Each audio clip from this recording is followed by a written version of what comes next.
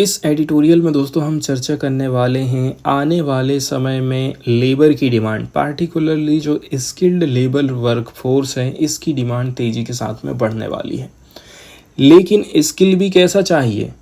Quantum computing है, AI जैसी technique है, सीएनसी चीज़ें हैं, सीएनसी वाली चीज़ें हैं, कंप्यूटर का ज़माना आज के समय में चल रहा है, रोबोटिक्स है। इन सब चीज़ों में हम हमारे नागरिकों को कैसे करके स्किल प्रोवाइड करेंगे ताकि जहाँ कहीं भी जिस देश में भी इस प्रकार के स्किल्ड लेबर की ज़रूरत पड़े हम हमारे देश के नागरिकों को भेज सकें। आने वाले समय के हिसाब से आने वाले समय में किन किन स्किल की ज़रूरत पड़ेगी उस हिसाब से हम हमारे देश के युवाओं को कैसे करके तैयार करेंगे, कैसे करके ट्रेनिंग देंगे, इसके ऊपर ये आर्टिकल चर्चा करता है। आने वाले समय में ग्लोबल लेबर मार्केट में स्किल्ड वर्कर्स की भारी मांग हो जाएगी। ये भारत के लिए एक बहुत ही अच्छा अवसर है। हमारे देश में ज़्यादातर लोग युवा ही हैं, हमारी ज़्यादातर जनसंख्या युवाओं की है।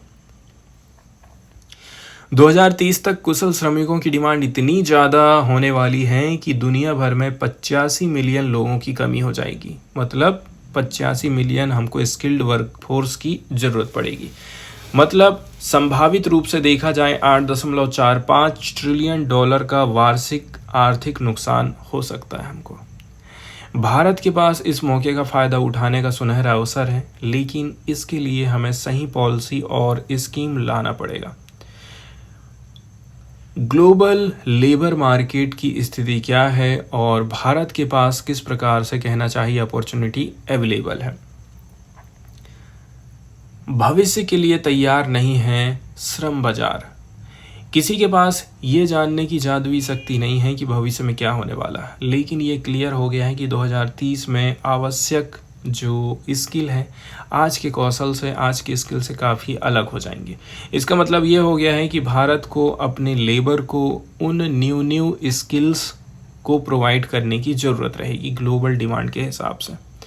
भारत के लिए चुनौती क्या है और क्या चीज़ अवसर है, तो देखिए, भारत अगर अपनी वर्कफोर्स को सही तरीके से ट्रेनिंग प्रोवाइड करे तो 8.45 ट्रिलियन डॉलर का जो नुकसान हो रहा है, मतलब इतनी कमाई वो कर सकता है। ये न केवल भारत के श्रमिकों को रोजगार देगा, साथ ही साथ भारत की इकोनॉमी को भी मजबूत करेगा, क्योंकि हमारे देश के जो लोग हैं बाहर कमाई करने के लिए जाते हैं ना, तो भारत में पैसा भेजते हैं, उसी भेजने से भारत की इकोनॉमी बढ़ती है या फिर सरकार की कमाई होती है। अब हम बात करते हैं कि कौन कौन से देश स्किल्ड लेबर की डिमांड करने वाले हैं, जैसे कि जीसीसी वाले कंट्रीज़ हो गई, गल्फ कोऑपरेशन काउंसिल मतलब सऊदी अरब, यूनाइटेड अरब अमीरात, कतर और कुवैत। यूरोप और यूनाइटेड किंगडम में जाएंगे लोग, ऑस्ट्रेलिया में जाएंगे जहां पर कंस्ट्रक्शन और मैन्युफैक्चरिंग की भारी डिमांड होने वाली है। यूरोप और यूनाइटेड किंगडम में तो सर्विस सेक्टर बेटर रहेगा, तो सर्विस सेक्टर में लोगों को ट्रेनिंग प्रोवाइड करना बहुत ज़्यादा ज़रूरी हो जाती है। कुल मिलाकर के स्किल की जो डिमांड है तेज़ी के साथ में बढ़ रही है सारे सेक्टर में। हेल्थ केयर सबसे महत्वपूर्ण होगा क्योंकि वहाँ की आबादी तेज़ी से बूढ़ी होती जा रही है। नए उभरते क्षेत्रों में क्या क्या चीज़ की ट्रेनिंग हमको लेना ज़रूरी, जैसे कि automation, artificial intelligence, big data, blockchain, resource efficiency and sustainability, इन सारे के ऊपर लोगों को ट्रेनिंग देना बहुत ज़्यादा ज़रूरी हो जाती है।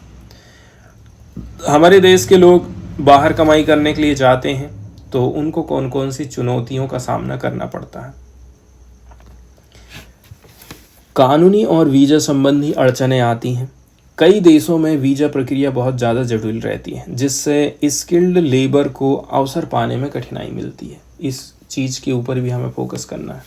भर्ती में धोखाधड़ी और मानव तस्करी, किसी और काम के लिए भेजा जा रहा है और वहाँ जा कर के आपसे मजदूरी करवाते हैं या फिर बंधुआ मजदूरी, घर में साफ़ सफाई का काम करवाने लग जाता।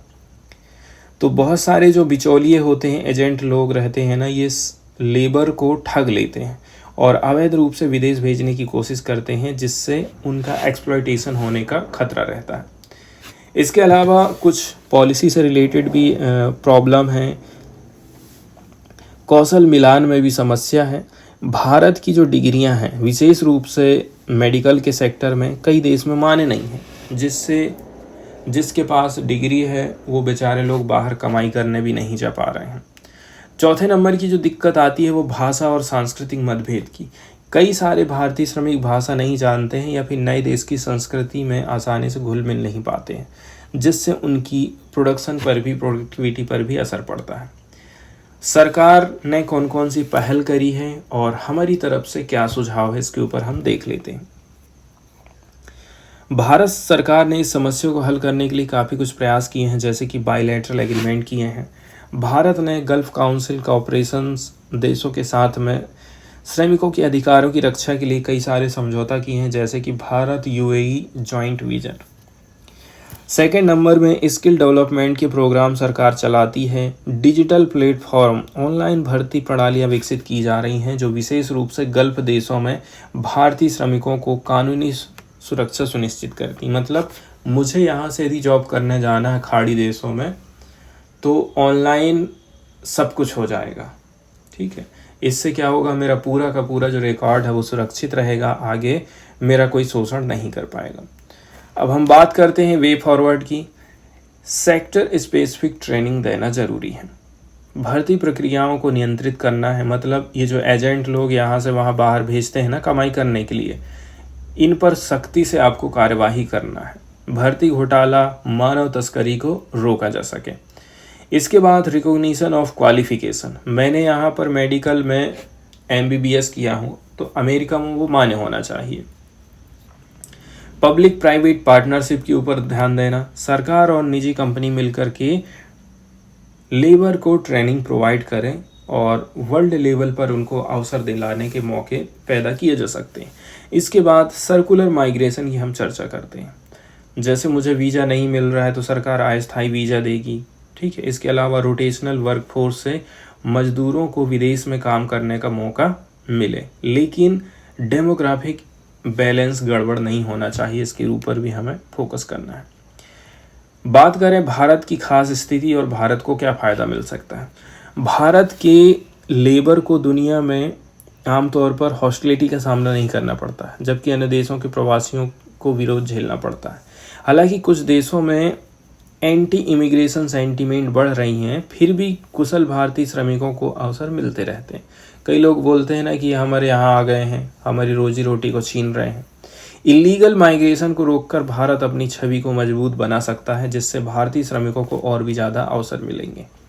भारत की अर्थव्यवस्था पर कैसे असर पड़ेगा। अगर भारत वर्ल्ड स्किल की जो डिमांड है इसका लाभ उठाएगा तो इससे हमारे देश की इकोनॉमी तेज़ी के साथ में ग्रो करेगी। अरविंद पनगड़िया का कहना है कि 2030 तक भारत की GDP 6.5 से 9 ट्रिलियन डॉलर तक पहुंच सकती है। अगर भारत 8.45 ट्रिलियन डॉलर की वर्ल्ड डिमांड का अधिक से अधिक हिस्सा प्राप्त कर लेता है तो ये विकसित भारत बनने के लक्ष्य को तेज़ी से हम प्राप्त कर पाएंगे।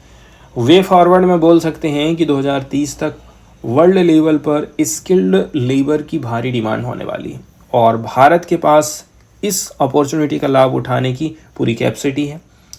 इसके लिए government, private sector, international cooperation के साथ बैलेंस बैठा के काम करेगी तो अच्छा रहेगा। अगर भारत सही रणनीति अपनाएगा ना तो ये न केवल अपने लेबर के लिए रोजगार देगा बल्कि अपनी इकोनॉमी को भी नई ऊंचाइयों तक लेकर के जाएगा।